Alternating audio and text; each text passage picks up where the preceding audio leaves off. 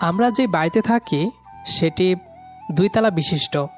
নিচতলায় আমরা থাকি আর উপরতলায় বাড়িওয়ালারা থাকে। বাড়িওয়ালার একমাত্র মেয়ে, যার নাম রেহা। দেখতে বেশ সুন্দরী হলেও ব্যবহার পুরাই গুন্ডিদের মতো। সেটা কিভাবে জানলাম? তার পেছনেও কাহিনী আছে। আসলে আমার সাথে মেয়েটার প্রথম যেদিন দেখা হয় সেদিন খুব বৃষ্টি হচ্ছিল, আর ছাদে রেহা বৃষ্টিতে ভিজছিল, যেটা আমি জানতাম না। বৃষ্টি দেখে আমি ছাদের দরজা খুলে ভেতরে আসতেই দেখতে পাই তাকে। তখনই রেহাও আমাকে দেখে। আমাকে দেখেই রেহা বলে, এই ছেলে এখানে কি? মেয়েদের গোসল দেখতে ভালো লাগে? বেয়াদব ছেলে, মেরে হাত পা ভেঙে দেব। না মানে, একটা পরী হঠাৎ করে মাটিতে নেমে এসে বৃষ্টিতে ভিজছে, তাই দেখতে এলাম এটা আসলেই পরী নাকি মানুষ। নাটক করেন? মতলব কি? আসলে সুন্দরী মেয়ে দেখতে আসলাম আর কি। মেরে আপনার মুখের জিওগ্রাফি পাল্টে দেব, বজ্জাত ছেলে কোথাকার। আমি মুচকি হেসে চলে আসি সেখান থেকে। খোঁজ খবর নিয়ে জানতে পারি মেয়েটা খুবই ঠোঁটকাটা স্বভাবের, যাকে বলে গুন্ডি একটা মেয়ে। আর এই মেয়েটা এখন আমার বউ। ওই রাশিক, এদিকে আসো। বারবার কেন ডাকতে হয়? তোমারে কিন্তু মেরে আমি গুড়া গুড়া করে দিব। জলদি আসো বলছি। আসছি, খালি হুমকি দাও কেন? বাড়িওয়ালার মেয়ে বলে কি আমাকে সবসময় ভয় দেখাবা? এমনটা কিন্তু ঠিক না। বেশি কথা বলো না, শাড়ির কুচিটা ধরো। ধরছি। আজকে বায়না ধরেছে সে ঘুরতে যাবে। যাই হোক, সে কিভাবে আমার বউ হলো শুনবেন। সে এক প্রকার জোর করে আমাকে বিয়ে করে। চলেন তাহলে পুরো ঘটনাটা বলি আপনাদের। আমার বাসার ওপরের ফ্ল্যাটে একটা পরী থাকে। একদম পরীর মতোই দেখতে মেয়েটা। মনে হয়, ইস, এই মেয়েটা যদি আমার বউ বা গার্লফ্রেন্ড হতো। কিন্তু আমার সে কপাল নাই, তাই কেবল দূর থেকেই দীর্ঘ শ্বাস ফেলি। পরীটার নাম রেহা। আর এই গল্পটা আমার আর রেহার। আমাদের বাড়ির মেইন গেট সবসময় বন্ধ থাকে। দারোয়ান থাকলে তো কথা নাই, দারোয়ানই গেট খুলে দেয় প্রয়োজনের সময়। কিন্তু যখন দারোয়ান থাকে না, তখন বাড়ির লোকজন বেশ বিপদেই পড়ে। দুপুরের দিকে দারোয়ান সাধারণত থাকে না, সেদিনও ছিল না। ভাগ্যিস ছিল না বলেই রেহার সাথে দেখা হলো। রেহা আমাদের ওপরের ফ্ল্যাটে থাকে, বাড়িওয়ালার একমাত্র মেয়ে। এক কথায় বলতে গেলে রেহা দেখতে ভয়াবহ রকমের সুন্দর। আর সুন্দর বলেই সবসময় খুব মুডে থাকে বলতে সবসময় মুখে একটা বিরক্তির ছাপ, যেন সব কিছুর ওপর সবার ওপর সে বিরক্ত। আমি আজ পর্যন্ত রেহাকে কখনো হাসতে দেখিনি, জানি না কখনো দেখব কিনা। তখন কেবল ক্যাম্পাস থেকে ফিরেছিলাম। বাড়ির সামনে এসে দেখি রেহা দাঁড়িয়ে আছে গেটের সামনে। অ্যাজ ইউজুয়াল মুখে একরাশ বিরক্তি। পাশে এক রিকশাওয়ালা তার রিকশা নিয়ে অপেক্ষা করছে। তবে রেহাকে দেখে মনে হচ্ছে আজ অন্য দিনের থেকে যেন সে বেশি বিরক্ত। রেহা গেটের সামনে দাঁড়িয়ে বারবার কলিং বেল চাপছিল। আমি চুপচাপ দাঁড়িয়ে আছি, একটু দূরে ওর কাণ্ড দেখছি। আফামনি, আমার ভাড়াটা দিয়া দেন, চইলা যাই। আরে আশ্চর্য, ভাড়া দেব থেকে? আপনাকে বলিনি আমার ব্যাগ ছিনতাই হয়ে গেছে? বাসা থেকে টাকা দিতে হবে। কিন্তু গেট তো কেউ খুলে না, সারাদিন কি বসে থাকবার পারি? বসে থাকেন, আপনার ভাড়া আপনি পেয়ে যাবেন। রেহা এবার আমার দিকে তাকালো, বলল, আমি আমার চাবিটা আনতে ভুলে গেছি। আমি অনেকক্ষণ ধরে বেল বাজাচ্ছি, কেউ আসছে না। আপনি কি একটু দেখবেন আপনার বাসা থেকে কেউ আসে কিনা? মনে হয় কারেন্ট নাই। তাহলে এবার সে কি করি? রেহাকে আবার অস্থির মনে হলো। আমি বললাম, আর একটা উপায় কি আছে? কি?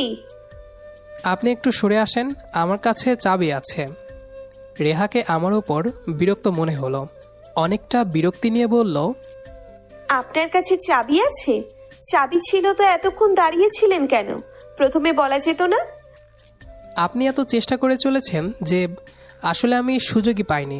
আপনি যেভাবে বিরক্ত মুখে কলিং বেল টিপছিলেন, বলতে সাহস হয়নি। আমার কথা মনে হলো রেহার পছন্দ হলো না।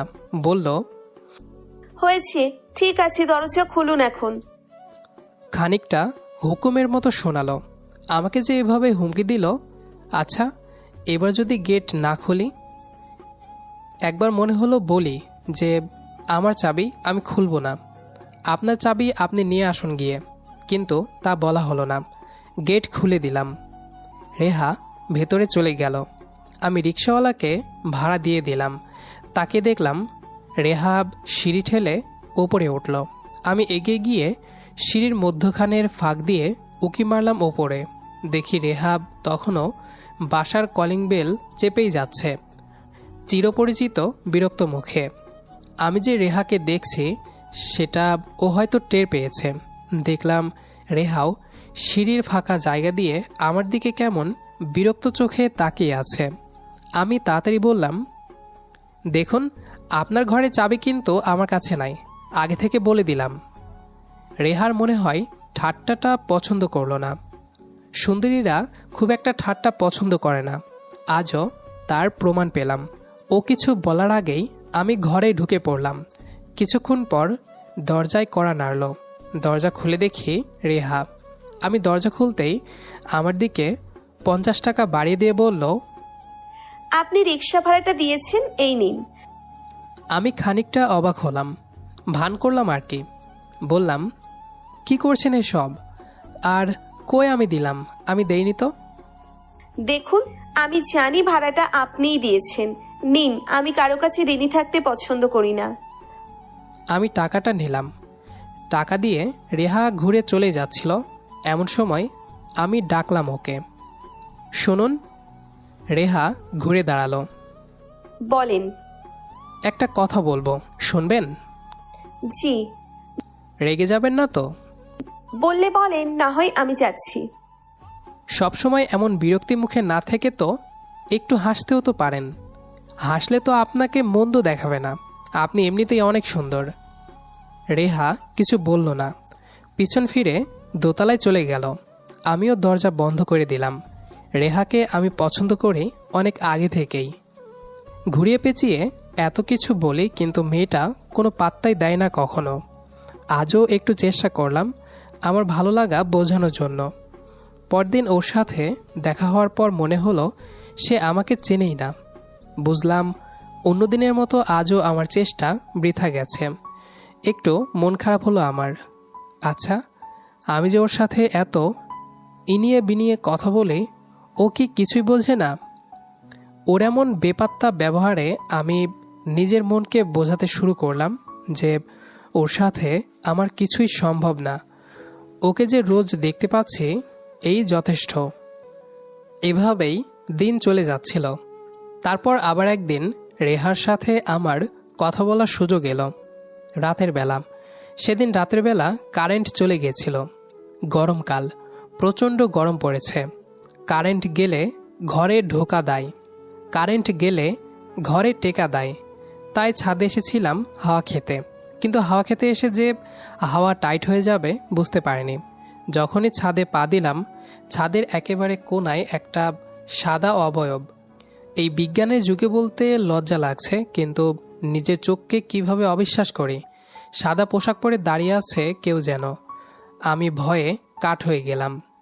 ঘুরে পিছনে যাব তারও পারছি না। পাটা যেন ছাদের সাথে লেগে গেছে। ভয়ের ঠেলায় একেবারে জমে বরফ হয়ে গিয়েছে আমি। কি করব ভাবছি, এমন সময় লক্ষ্য করলাম সাদা অবয়বটা আমার দিকেই এগিয়ে আসতেছে। আকাশে চাঁদ নেই, চারিদিকে আলোর ছিটে ফোঁটা নাই, একদম ঘুটঘুটে অন্ধকার। তবুও বোঝা যাচ্ছে ওটা এদিকেই আসছে। আর একটু এগিয়ে আসলে বুঝতে পারলাম অবয়বটা আসলে একটা মেয়ের। তার মানে পেতনি। ভয়ে আরও শ্বাস বন্ধ হয়ে আসার অবস্থা। চিৎকার করতে যাব এমন সময় পেতনিটা বলে উঠল, ভয় পেয়েছেন? চিৎকার গলাতেই আটকে গেল। আরে, এটা তো পেতনি না, রেহার গলা। খামোখায় আমি এত ভয় পাচ্ছিলাম। ধুর ধুর, কোনো মতে বললাম, না, আমি কেন ভয় পেতে যাব? ভয় পাইনি। কিন্তু নিজের আওয়াজটা নিজের কাছেই অদ্ভুত শোনালো। রেহা খিলখিল করে হেসে উঠল। ওর হাসি শব্দে রাতের নীরবতা চূর্ণ বিচূর্ণ হয়ে গেল। আশ্চর্য, এই গম্ভীর মেয়েটাকে এর আগে কোনোদিন এভাবে হাসতে দেখিনি। কোনো মতে হাসতে হাসতে বলল, সত্যি পাননি ভয়? আসলে সত্যিই ভয় পেয়েছিলাম। এভাবে আপনাকে এখানে আশা করিনি, তার ওপর আবার এত রাতে, তাও আবার সাদা পোশাকে। যেই গরম পড়েছে তার উপর কারেন্ট নেই, ঘুম আসছিল না, তাই এখানে এসেছি। রাতেই এই নীরবতা আমার অনেক ভালো লাগে। তাছাড়া আমার মনটা খানিকটা অস্থির। এত রাতে অস্থিরতা ঠিক করতে এখানে এসেছেন? তা কেন অস্থির? কি আর বলবো, কিছু না, এমনিতেই। রেহা একটা দীর্ঘ শ্বাস ফেলল। আমি শুধু ওর দিকে তাকিয়ে থাকলাম। অন্ধকার হলেও ওর চোখ মুখগুলো আমি স্পষ্ট বুঝতে পারছি। এভাবে নিচ থেকে আগে কখনোই রেহা আমার সাথে কথা বলেনি। ভালো লাগছে আমার। রাশিক সাহেব, বলুন। আপনার কি মনে আছে আপনি আমাকে একটা কথা বলেছিলেন? কি কথা? বলেছিলেন না যে আমাকে হাসলে মন্দ দেখাবে না? বলেছিলাম। তাতে কি হয়েছে? কিছুই না, কিন্তু এভাবে কেউ কখনো আমাকে বলেনি। আমার মনে একটু আশার আলো জ্বলে উঠল। হয়তো আমার গতদিনের কথাটা ওর মনে একটু হলেও নাড়া দিয়েছে। মনে মনে সাহস পেলাম একটু। হয়তো এখন আমার মনের কথাটা আমি বলতে পারবো। আমরা পাশাপাশি দাঁড়িয়ে আছি।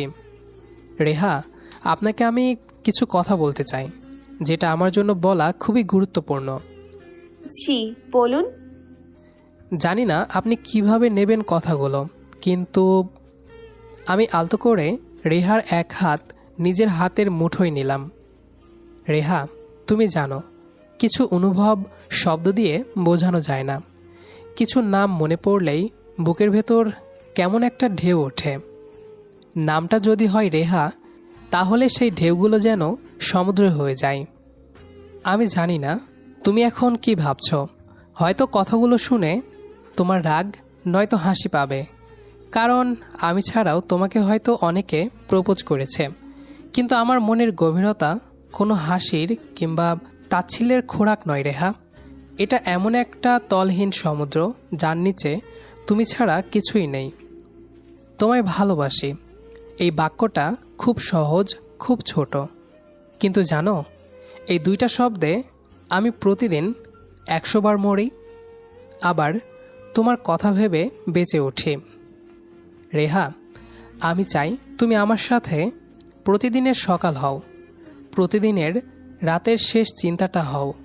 আমি চাই তোমার চোখে আমার জন্য নীরব ভালোবাসা তৈরি হোক, আর সেটা একটা সময় আমার ছোঁয়ায় চিরতরে মুখ ফুটে বেরিয়ে আসুক। তুমি কি জানো, তুমি না থাকলে আমার সব কিছু থেকেও কিছুই থাকে না। তুমি আমার ভেতরের সেই শূন্যতাকে পূর্ণ করে দাও, যে শূন্যতা আমি বহুদিন ধরে লুকিয়ে রেখেছিলাম। আমি জানি না তুমি হ্যাঁ বলবে কি না, কিন্তু এটুকু জানি, এই পৃথিবীর সব প্রাপ্তির বিনিময়েও যদি তোমাকে না পাই, তবে আমি তোমার অপেক্ষায় জীবন কাটিয়ে দেব। কারণ তুমি ছাড়া কিছুই চাওয়া হয় না এখন আর। তুমি কি পারবে আমায় ছেড়ে থাকা? পারবে কি আজকের বলা আমার কথাগুলো ভুলে যেতে? পারবে কি চোখ বন্ধ করলে আমার নামটা শুনতে? আমি তোমায় চাই, শুধু একজন মানুষ হিসেবে নয়। চাই যেন প্রতিদিন তোমার পাশে ঘুম ভাঙে, তোমার চোখে দিন শুরু হয়, তোমার হাসিতে জীবন শেষ হোক। তুমি শুধু একবার বলো রেহা, তুমি আমার হয়ে যাবে। আমি একজন পাগল যে তোমার নামটা শুনলেই স্বপ্ন দেখতে শুরু করে। উত্তরের অপেক্ষাতে রইলাম।